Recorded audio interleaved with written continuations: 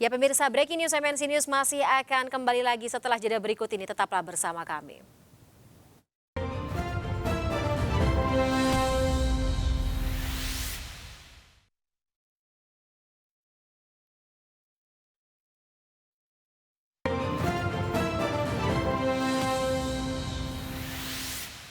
Saudara peluk.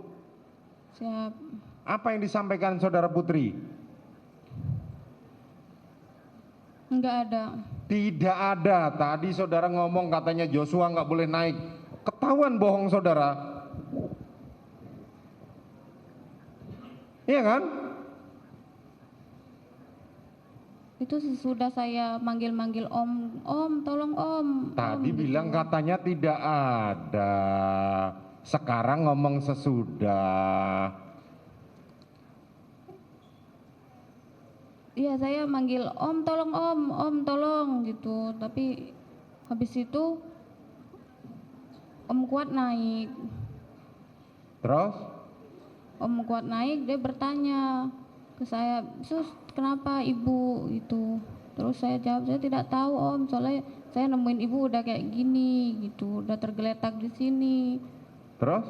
Om Kuat juga megang badannya juga, kakinya. Ini kakinya dingin gitu Om Kuat. Terus?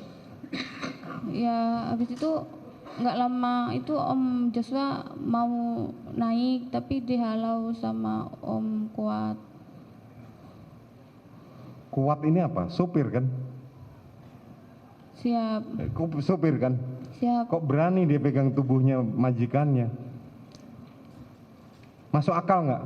Megang kakinya. Lah ya megang kakinya perkara megang apa tapi berani megang tubuhnya kan? Harusnya kalau dia memegang tubuhnya saudara Putri kemudian memapah ke kasur itu masuk akal. Macam kayak dia dokter nanya dulu. Kenapa? Oh saya pegang kakinya dulu ya. Ya dia, "Kenapa sus ibu kayak gini?" Saya tidak tahu om, tapi pas Om Kuat megang kakinya, ini kakinya dingin banget gitu. Logika saya, kalau saya menemukan atau orang menemukan lagi tergeletak, itu yang dipikirkan adalah nggak bertanya ada apa. Oke, mari kita naikkan ke atas, kita dudukan supaya yang bersangkutan bisa istirahat. Bukan bertanya atau berantem, melarang, hei kau nggak usah naik ke atas. Bukan seperti itu. Cerita kamu nggak masuk di akal. Paham? Nanti kamu ditanya anggota majelis lain, ditanya saudara jaksa, ditanya penasihat hukum, berubah lagi ceritamu.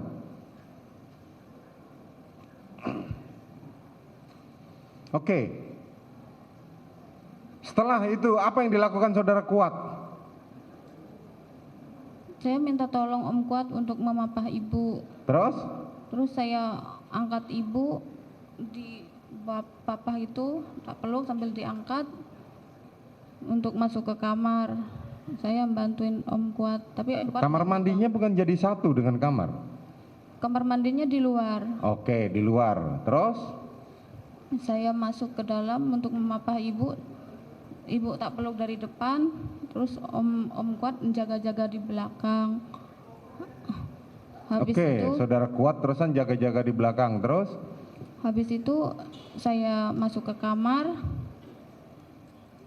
Terus saya dudukin ibu dulu untuk beres-beres kasurnya yang berantakan. Saya beresin kasur, selimut, sama bantal, sama tata kembali untuk nidurin ibu. Baru habis itu saya nidurin ibu ke kasurnya ibu dulu. Terus? Habis itu Saudara saksi ini dari tadi ketika ditanya majelis dan sebagainya seperti terdiam dan kemudian ada jeda. Ini saudara jujur saya jawab. Saudara saksi di dalam jilbab, mohon izin ini, apakah saudara saksi ada menggunakan handsfree tidak? Ini saya perlu perjelas dulu. siap? Saudara ada menggunakan handsfree tidak ini? Ada yang mengajari saudara sekarang? Tidak ada. Tidak ada? Tidak. Dipastikan itu tidak ada? Tidak ada. Tidak ada ya? Oke. Benar tidak ada ya? Tidak ada. Baik, saya lanjutkan. Mohon izin yang mulia. Ya. Untuk keterangan dari saudara saksi, Mas, banyak yang bohongnya. Banyak yang bohong. Bisa disebutkan satu persatu mana yang bohong? Baik, yang mulia. Mohon izin untuk yang pertama, waktu di tanggal 4. Tanggal 4 itu waktu yang katanya ada pelecehan, Bapak. Saudara Joshua mengangkat korban, mengangkat putri. Benar yang mulia. Dan itu memang saya lihat yang mulia. Tapi di situ saudara saksi menjelaskan bahwa saya mengatakan jangan gitulah bang. Mengatakan kepada Joshua, padahal itu tidak benar yang mulia. Saya tidak berkata seperti itu yang mulia. Tapi saudara lihat. Saya melihat yang mulia. Oke. Ya, terdakwa Richard Eliezer menyebut ada banyak kejanggalan dalam sidang hari ini terkait dengan kesaksian terutama yang muncul dari asisten rumah tangga di rumah dinas Verdi Sambo yakni Susi. Dan bahkan tadi pengacara dari Richard Eliezer, Roni Talapesi, menyebut Susi telah mencabut keterangannya sendiri dalam persidangan hari ini, alias telah membuktikan bahwa ia telah menyampaikan kesaksian palsu dalam persidangan yang dijalankan hari ini di Pengadilan Negeri Jakarta Selatan. Dan untuk membedah keterangan saksi hari ini yang tidak hanya dari Susi saja tetapi juga berasal dari kalangan orang terdekat Sambo, sudah bergabung bersama kami malam hari ini peneliti ISESS bidang kepolisian Bambang Rukminto. Bambang Rukminto, selamat malam Pak Bambang. Malam Mbak. Baik, kita masih mengawal ya bagaimana jalannya persidangan terkait dengan terdakwa yang ada dalam pusaran kasus pembunuhan berencana atas Brigadir Yosua. Tapi Pak Bambang, kalau melihat bagaimana jalannya persidangan hari ini dan 11 orang saksi yang dihadirkan, 11 atau sekitar 12 saksi yang dihadirkan, semuanya berasal dari pihak Verdi Sambo. Orang-orang yang berada dekat dalam lingkaran Verdi Sambo dan juga Putri Chandrawati. Ajudan, supir, pembantu, semua rangkaian terstruktur dan narasinya hampir sama, semuanya membela Verdi Sambo. Analisa Anda Pak Bambang? Ya, memang tidak bisa dipungkiri lagi ya bahwa hubungan kedekatan ini juga merupakan poin tersendiri dalam sebuah kesaksian. Gitu. Hanya saja problemnya kalau melihat kesaksian Susi ini terkait dengan terdakwa Eliezer yang kemudian dicabut, saya melihatnya bahwa kesaksiannya ini prematur. Gitu. Dalam arti seharusnya tidak untuk kesaksian Eliezer, tetapi ini terungkap ketika menjadi saksi Eliezer gitu. Makanya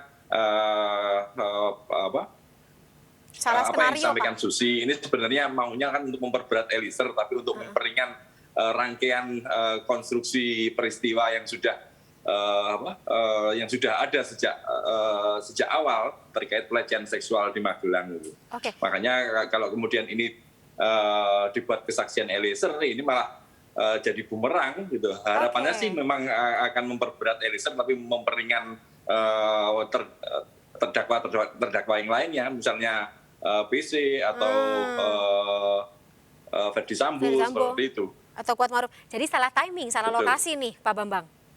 Sepertinya salah lokasi, makanya kalau kemudian sekarang hakim sampaikan bahwa banyak hal yang tidak masuk logika hakim, kemudian ada upaya untuk mencabut kesaksian, artinya ini batal semua seperti itu, rangkaian itu. Oke, ini pertanggungjawabannya ada di siapa? Kan Susi termasuk salah satu saksi yang dihadirkan oleh jaksa penuntut umum. Ya, dalam hal kesaksian ya masing-masing kan bertindak independen, bertindak atas nama pribadi. Hanya saja memang hubungan kedekatan dengan Verdi Sambo dengan PC ini kan tidak bisa diabaikan. Oke. Artinya kalau kemudian ini dihadirkan oleh kejaksaan, ini akan juga memunculkan membenarkan asumsi-asumsi selama ini bahwa upaya rekayasa ini tidak berhenti dalam Pembunuhan berencana di saja. awal di kepolisian saja, tapi juga bergerak ke arah di saat sidang ini seperti itu. Jadi tidak hanya di tubuh kepolisian, tidak hanya bawahan Verdi Sambo di tubuh atau internal kepolisian, tetapi juga semua orang atau sipil yang ya berada di lingkungan tersebut ya. Ini terstruktur masif di ya Pak lingkungan itu. Bambang. Terus kemudian dalam proses di pengadilan ini pun ya upaya untuk itu tentunya masih ada gitu. Verdi Sambo memiliki kemampuan untuk melakukan itu dengan jaringan seorang perwira tinggi, kemudian dengan logistik yang sangat besar, ya tentunya mempunyai kemampuan untuk melakukan pendekatan-pendekatan atau mempengaruhi berbagai pihak seperti itu. Tidak secara langsung tentunya, tapi orang-orangnya juga bisa bergerak. Baik. Nah, misalnya Susi yang hari ini terbukti melakukan atau memberikan kesaksian palsu dalam sidang Eliezer, apakah ia masih bisa dihadirkan, Pak Bambang, dalam sidang berikutnya? Misalnya kalau tadi niatnya ingin meringankan Verdi Sambo dan juga PC, dia dihadirkan sebagai saksi di sidangnya Verdi Sambo dan juga Putri Chandrawati? Ya, karena tadi sudah melakukan pencabutan kesaksian, artinya kan ada upaya menjadi saksi palsu kan. Hakim berhak menolaknya ketika kemudian itu dihadirkan dalam sidang yang lainnya, karena integritas seorang saksi ini kan yang menjadi pertaruhan dalam sebuah kesaksian. Kalau kemudian saksinya sudah memiliki kondite tidak memiliki integritas, ya buat apa dimintai keterangan? Padahal sudah disumpah ya, Pak Bambang? Iya, betul. Baik. Ini juga akan jadi pertimbangan bagi hakim untuk katakanlah memberikan instruksi kepada jaksa penuntut umum, Mbok Yo dicari saksi yang punya integritas gitu, atau dicek terlebih dahulu seperti itu baru dihadirkan di persidangan, atau seperti apa, Pak Bambang? Ya, harusnya seperti itu. Makanya kan integritas jaksa ini pun juga penting kan. Kalau kemudian yang diberikan, yang disodorkan atau dihadirkan ini saksi-saksi yang lemah, yang ya mohon maaf cecen remen ini kan jadi nggak logis, kemudian tidak memenuhi kompetensi, terus kemudian juga kualitasnya juga diragukan oleh hakim. Yang percuma juga hanya memperpanjang waktu persidangan, tetapi tidak memiliki sesuatu kontribusi apapun dalam menemukan kebenaran terkait dengan kasus ini, seperti itu. Tapi bisa berujung pidana ya Pak Bambang untuk saksi palsu atau saksi yang memberikan kesaksian palsu? Dalam undang-undang kan memang seperti itu. Cuma ini bukan kompetensi saya terkait dengan pasal apa terkait dengan saksi palsu itu, seperti itu. Baik.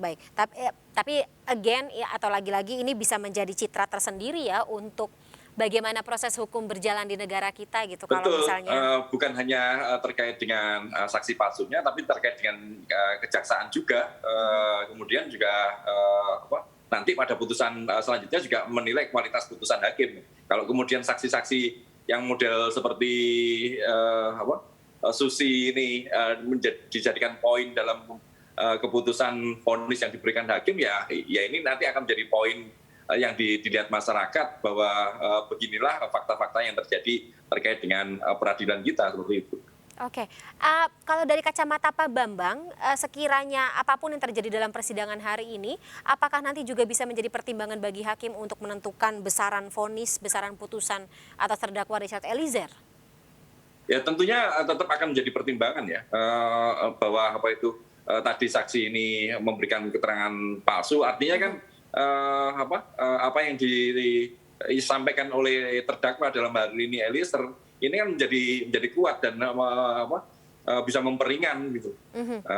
Karena saksi-saksinya ternyata tidak kredibel, kemudian tidak terbukti gitu. Sementara eksepsi Eliezer tentunya memperingan harapannya untuk memperingan vonis yang dijatuhkan hakim. Seperti itu. Baik. Pak Bambang, kita bicara lagi atau kita fokus lagi ke orang-orang atau saksi-saksi yang dihadirkan pada sidang hari ini gitu. Kebetulan ada 3 atau sekitar 4, koreksi saya kalau saya salah, orang-orang yang hitungannya berasal dari kepolisian, tapi dia berada atau mereka berada di lingkaran terdekatnya Verdi Sambo, jadi ajudan, jadi supir, jadi pembantu, seperti itu. Bagaimana Anda melihat orang-orang yang bekerja di bawah Verdi Sambo ini begitu loyal, kemudian tidak hanya ya orang-orang dari sipil saja tetapi juga dari internal kepolisian begitu loyal Pak Bambang sampai bisa dikatakan tidak memikirkan apapun konsekuensi yang menunggu di depan seperti itu. Sebesar apa sih sosok Verdi Sambo selama ini sampai bisa punya pengaruh sebegitu kuat ya terhadap orang-orang di sekitarnya? Ya saya melihat begini, ini kan hubungan antara atasan dan bawahan ya.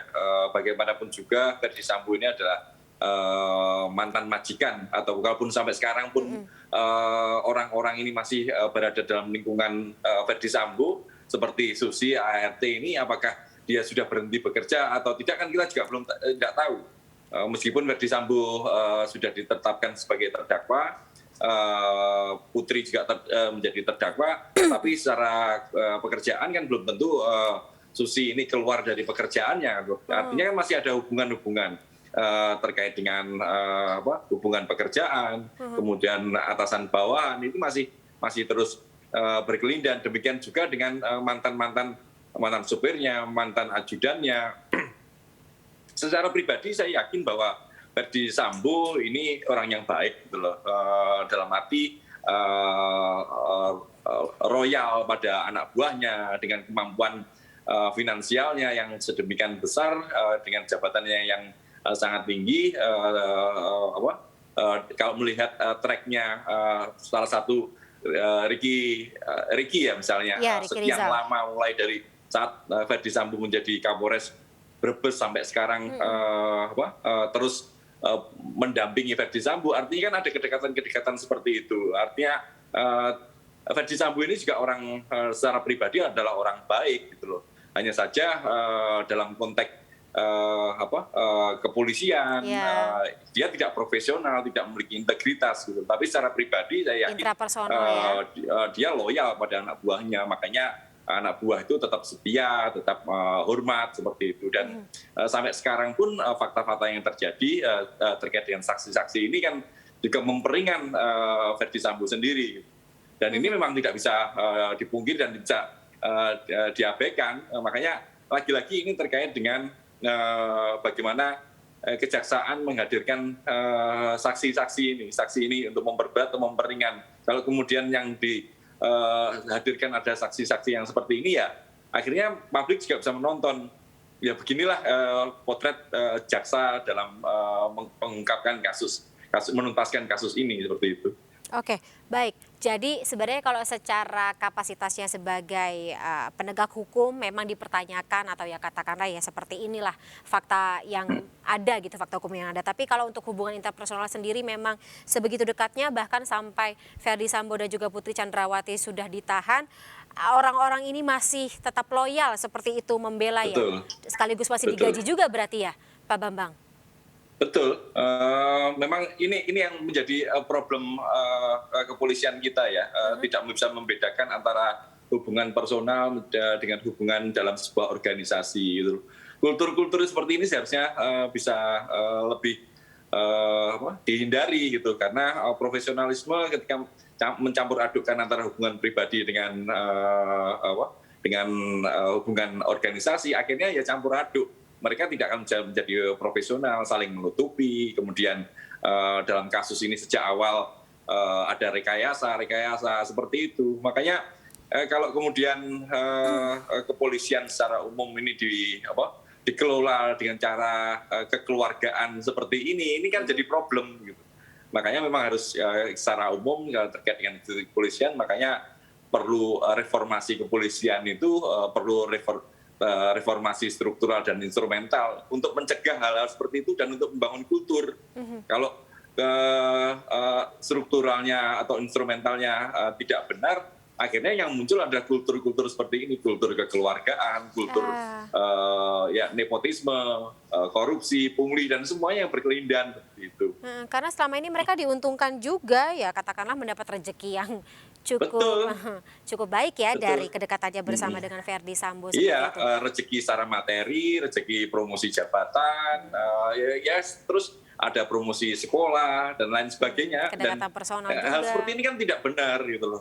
Makanya kalau kemudian merit system yang terjadi di kepolisian ini konon katanya sudah ada aturannya, tapi tidak pernah terjadi karena hal-hal ini terus berlanjut terus karena tidak ada pengawasan dan tidak terkait dengan ini dilaksanakan dengan benar atau tidak sih gitu, seperti itu. Kalau tidak dilakukan dengan benar, ya sekarang ini Verdi Sambo, tapi ke depan akan muncul Verdi Sambo yang lain gitu.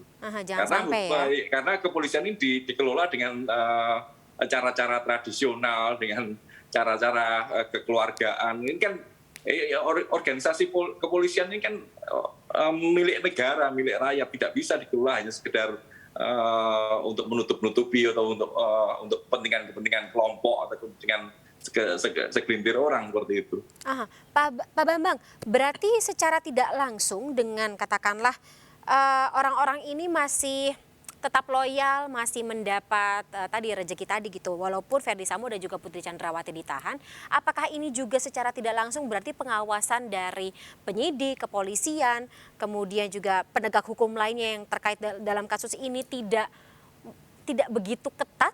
Sehingga ya tadi gitu, maksudnya masih ada orang-orang yang berani gitu loyal untuk bahkan memberikan kesaksian palsu dalam persidangan hanya untuk membela atasannya yang sudah ketahuan melakukan tindak pidana melawan hukum seperti itu. Level Ferdy Sambo ini kan sangat tinggi sebagai Kadif Propam. Dia sosok yang yang sangat berbakat, memiliki kompetensi yang tinggi, kemudian masih muda dengan prestasi menjadi seorang bintang 2. Ini kan fenomenal juga gitu, dan ini juga memiliki pengaruh di level bawah, dan demikian juga dia memiliki pengaruh di antara rekan-rekannya yang satu level atau satu rating misalnya seperti itu. Rasa hormat itu tentunya masih ada sampai sekarang, apalagi di tubuh kepolisian sampai saat ini pun juga masih maju mundur terkait dengan penyelesaian terkait dengan rekayasa kasus ini gitu. Karena terkait dengan obstruction of justice misalnya, karena masih hanya beberapa orang saja yang di sidang etik. Kemudian yang lainnya nyaris tidak tersentuh sidang etik gitu. Padahal kalau melihat kasus ini sejak awal bukan hanya persoalan merusak CCTV misalnya, tapi kan juga ada narasi-narasi yang dibangun terkait untuk membelokkan kasus ini menjadi kasus pelecehan seksual sejak di awal seperti itu. Tapi fakta-faktanya kan sampai sekarang mereka-mereka ini kan tidak tersentuh sidang etik. Jadi kalau kita berharap sangat besar kepada kepolisian bahwa kasus ini bisa menjadi momentum untuk bersih-bersih di internal, sepertinya kok masih jauh gitu. Karena pertanggungjawaban terkait dengan penuntasan kasus ini menyangkut banyak orang ini sampai sekarang belum selesai gitu. Dan kayaknya belum ada titik terang ya, Pak Bambang.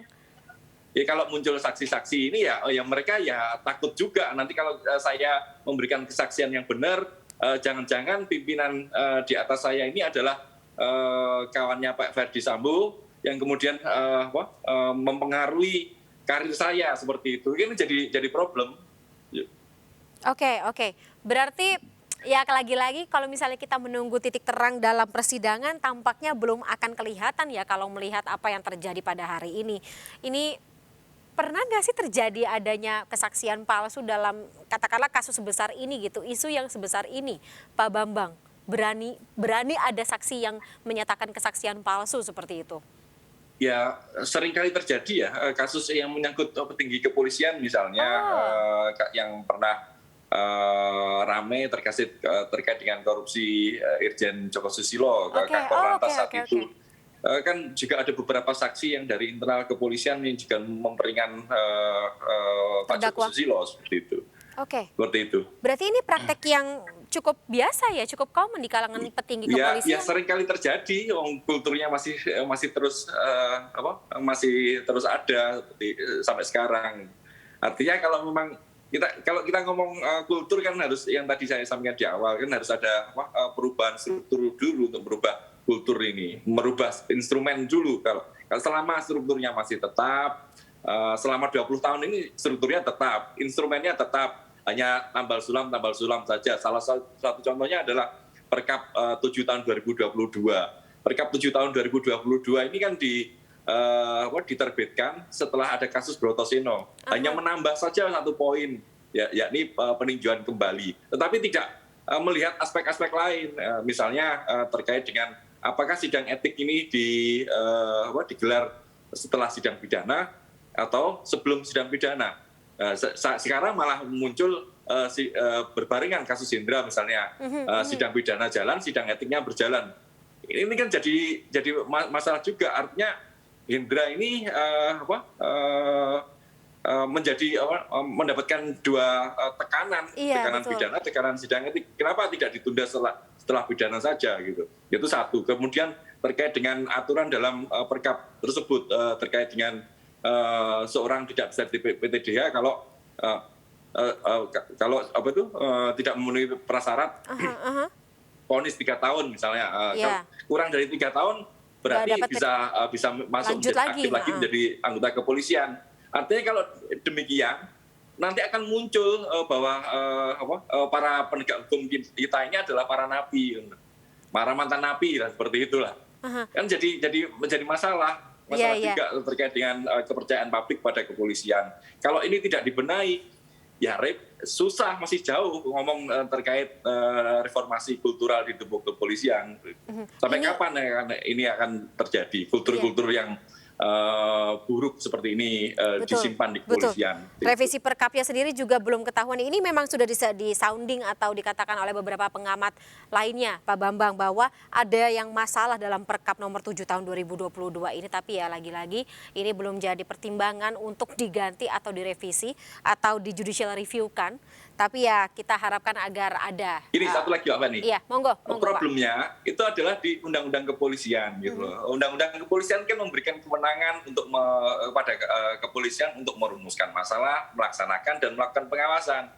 Selama polisi ini yang membuat perumusan instrumen, ya mereka akan menyesuaikan dengan apa yang dilakukan selama ini. Sementara kulturnya kan buruk. Mereka menyesuaikan dengan kultur-kultur yang buruk ini. Makanya harus dipisahkan. Yang membuat merumuskan kebijakan itu pihak lain. Polisi yang melaksanakan itu baru fair, baru benar. DPR misalnya yang bikin ya. Sendiri ya mereka melakukan adaptasi dengan kultur yang sudah ada itu, menutup-nutupi, melakukan rekayasa itu hal yang biasa seperti itu. Makanya perlu didorong untuk revisi Undang-Undang Kepolisian.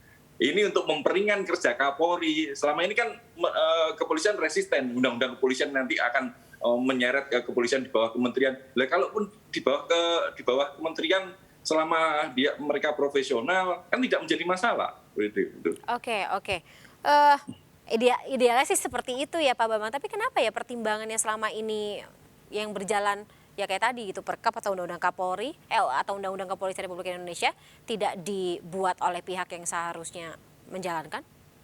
Ya sekarang terkait dengan perubahan Undang-Undang Kepolisian ini kan kewenangan eksekutif sama legislatif kan, pemerintah dengan parlemen. Berarti ada di tangan presiden juga ya Pak? Nyaman dengan undang-undang ini karena juga diuntungkan dengan Undang-Undang 2 tahun 2002 ini sangat pemerintah dan DPR diuntungkan karena bisa melakukan kontrol yang kuat dalam arti untuk melindungi kepentingannya sendiri gitu. Dalam tubuh kepolisian. Tidak berpikir untuk melindungi masa depan masyarakat di masa depan atau melindungi negara di masa depan. Kalau Kapolri-nya sekarang ini baik, itu tidak menjadi masalah. Kalau kemudian suatu saat ketemu misalnya dalam tanda kutip Verdi Sambo menjadi Kapolri, apakah tidak kacau? Iya. Kepolisian kita seperti ini. Makanya ini harus membangun sistem gitu loh. Bukan untuk mengebiri kepolisian, enggak. Untuk membangun sistem yang lebih baik, polisi yang profesional. Tapi kan itu tadilah banyak yang resisten terkait dengan pemikiran bahwa revisi Undang-Undang Kepolisian ini. Selama revisi Undang-Undang Kepolisian ini tidak dilakukan, ya polisi akan membuat peraturan-peraturan sesuai dengan dengan keinginannya, dengan kebiasaan-kebiasaannya. Bukan hanya Perkap 7 tahun 2022 loh yang bermasalah. Banyak Perkap terkait dengan senjata api misalnya. Sampai sekarang kan dalam sidang ini juga belum terungkap siapa yang memberikan senjata api Glock, yang memberikan izin Glock pada Eliezer penggunaan senjata Glock itu. Kan harusnya juga ada kontrol di situ. Betul. Ini juga berlaku di keseharian ya. Kalau misalnya dalam kondisi seperti itu saja Eliezer bisa salah tanda kutip ya membawa senjata api, bagaimana yang di lapangan? Kasus-kasus yang tidak kita tahu, kasus-kasus yang tidak terbuka ke mata publik seperti itu Pak Bambang ya. Makanya ini kan puncak-puncak gunung es ya. Problemnya masih banyak. Apakah ini kalau saya ngomong soal momentum ini kan jadi klise gitu. Apakah ini akan benar-benar terjadi perubahan apa enggak kan kembali tergantung pada para stakeholder ya, para penunjuk Kapolri dalam hal ini karena yang diberikan kewenangan negara, kemudian presiden yang memberikan kewenangan kepada Kapolri dan parlemen tentunya yang memiliki fungsi kontrol dan wakil rakyat untuk menyuarakannya.